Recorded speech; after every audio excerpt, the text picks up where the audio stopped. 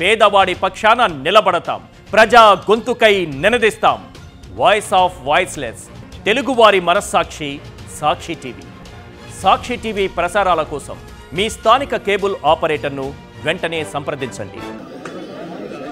ఒంటరిగా కలిసినప్పుడు కూడా, ఫోన్లో మాట్లాడుకున్నప్పుడు కూడా ఆ సెటైర్లు యాజ్ ఇట్ ఈజ్ గా సినిమాల్లో ఎలాగైతే సాము ముంగేసలాగా అలాగే ఉండేది. నిన్నగా మొన్ననే ఫోన్ చేశాను మొన్న సాయంత్రం ఒక షూటింగ్ సందర్భంగా ఫోన్ చేస్తే ఎక్కడున్నావురా అన్నాడు. వాళ్ళ దగ్గర ఉన్నా అన్న. అరే ఎప్పుడొస్తావురా అంటే రేపు వస్తానా అన్న. అంటే చాలా బాగా మాట్లాడాడు.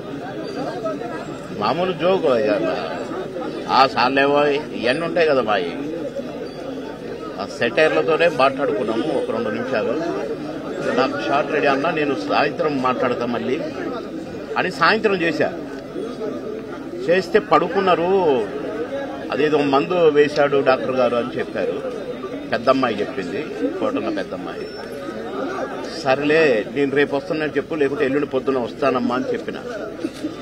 రమ్మన్నాడంట. కానీ నేను వచ్చేసరికి ఆయన లేడండి, వెళ్ళిపోయాడు.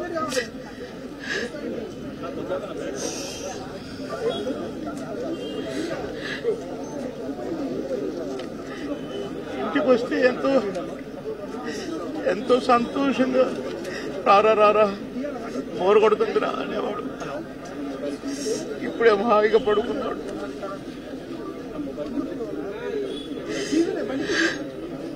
సొంత అన్నదమ్ముడు, కోటన్నకు తమ్ముడు ఉన్నాడు, కానీ నేనే అసలు తమ్ముడుగా ఫీల్ అయ్యేవాడు.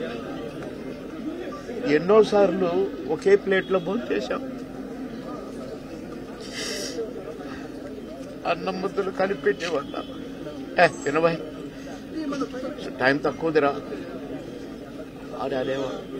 నేను ఎక్కడ ఏ ఊర్లో ఉన్నా, ఏ లాడ్జిలో ఉన్నా పక్క రూములే. మళ్ళీ ప్రొడ్యూసర్లు మొత్తుకునేవాళ్ళు, మీరిద్దరు ఒకటే రూమ్లో ఉంటారు కదా, అయితే ఆయన నీ రూమ్లో ఉంటాడో లేక నువ్వు ఆయన రూమ్లో ఉంటావు, మాకెందుకండి నష్టం చేస్తారు, ఒక రూమ్ డబ్బులు వేస్ట్ అని అనేవాళ్ళు.